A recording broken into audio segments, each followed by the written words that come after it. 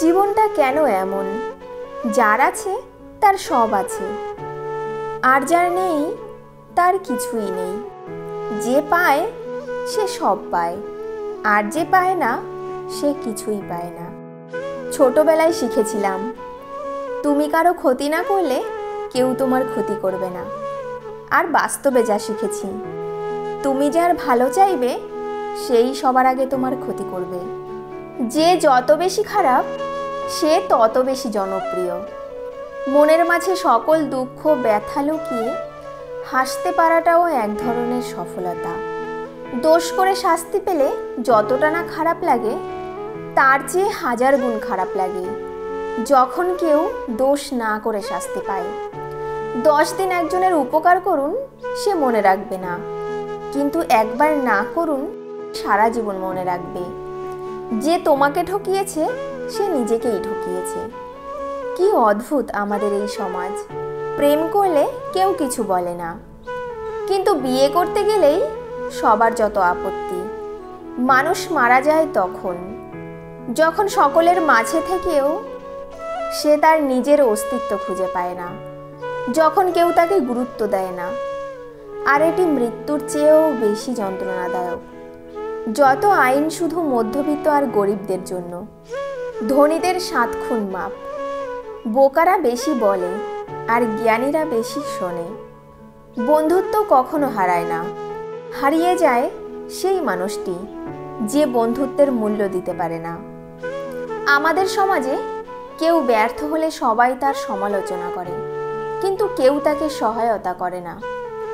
নিজেকে সবচেয়ে বেশি ভালোবাসার কারণ হচ্ছে নিজেকে কখনো ধোঁকা দেওয়া যায় না, কারণ আমরা নিজেই নিজেদের বিশ্বস্ত বন্ধু। সহজে পেয়ে গেলে মানুষ হিরেকেও কয়লা ভাবে।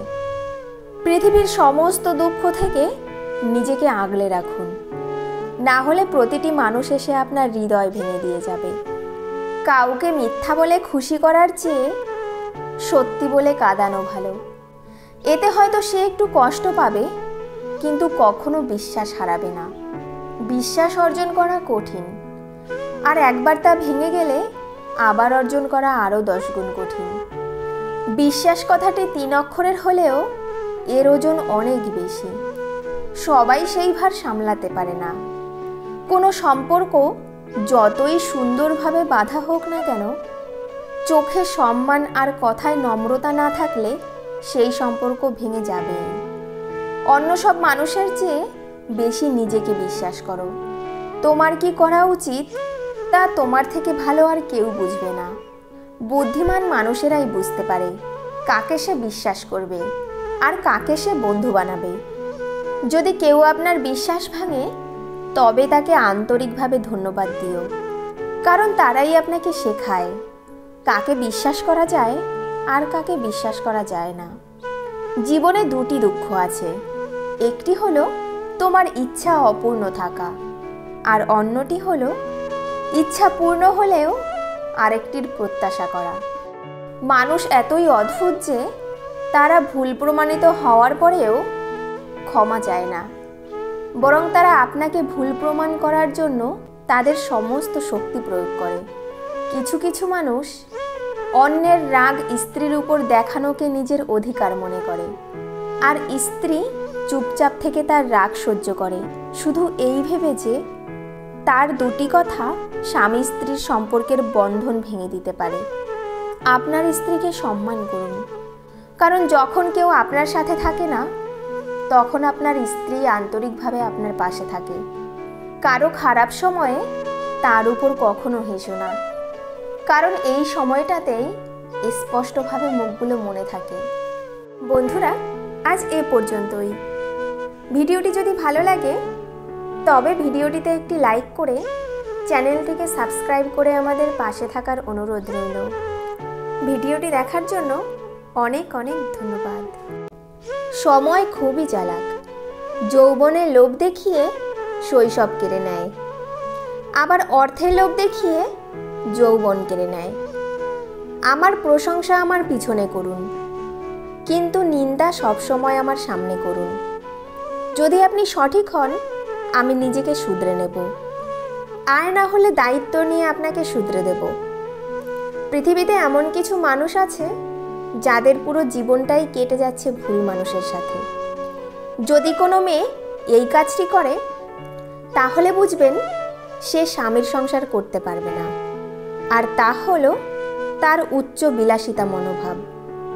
অবশ্যই মেয়ের এই 4টি জিনিস দেখে বিয়ে করা উচিত: রূপ, তার পরিবার, তার ব্যবহার, আর নিজের ধর্মের প্রতি তার ভালোবাসা।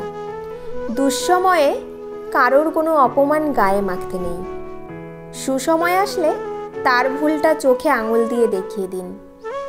কাউকে বেশি টেক কেয়ার করলে একদিন সে ওভারটেক করে চলে যাবে। খুব ভালো লাগে যখন কেউ একজন শুধুমাত্র আমার মুখের হাসির জন্য কিছু করে। খুব আপন লাগে যখন কেউ একজন আমার ছোট্ট ছোট্ট ইচ্ছাগুলোর দাম দেয়, সামান্য খুঁটিনাটি কথাও মনে রাখে।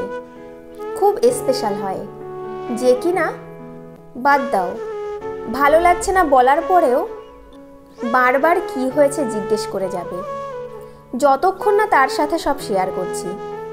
আজকালকার দিনে এমন কোনো বন্ধু বা প্রিয় মানুষ ভাগ্য করেই পাওয়া যায়।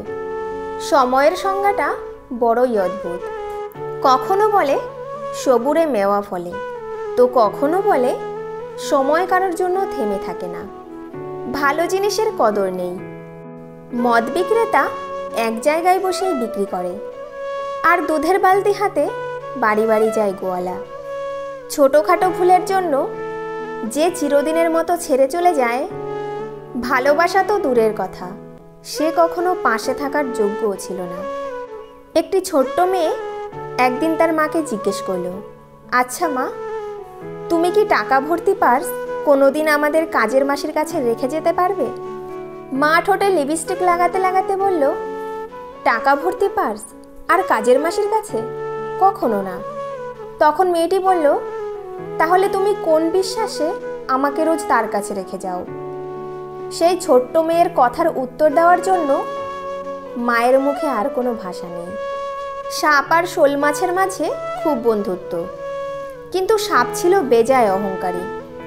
অহংকারের বশে সে কখনো ডানে কখনো বায়ে এভাবে হেলে দুলে চলত। ভরা বর্ষায় দুই বন্ধু একদিন ঘুরতে বের হলো। সাপ তার স্বভাবসুলভ রাজকীয় ভঙ্গিতে ডানে বায়ে হেলে দুলে চলতে লাগলো। এতে শোল মাছের সাপের সাথে চলতে সমস্যা হচ্ছিল। দুজনের চলার পথের প্রতিবন্ধকতা দূর করার জন্য শোল মাছ সাপকে বলল, বন্ধু, তুমি একটু সোজা হয়ে হাঁটলেই তো পারো। সাপ বলল, বন্ধু, যারে দেখতে নারী তার চলন বাঁকা। তুমি আসলে আমাকে দেখতে পারো না, তাই আমার চলন তোমার কাছে বাঁকা মনে হয়।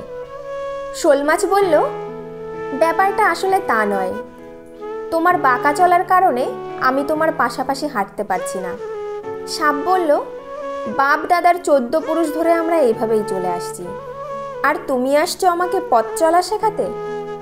একে তো শোল মাছের চেয়ে লম্বা বলে অহংকারে সাপের পা পড়ে না, তার উপর সাপের অন্তর ভরা বিষ। শোল মাছ যতই তাকে বোঝাতে চায় ততই সে ফোঁস করে ফুলতে থাকে। তর্ক বিতর্কের এক পর্যায়ে তারা জেলের জালে ধরা পড়ে। জেলে সাপকে মেরে সোজা করে ঝুলিয়ে রাখে।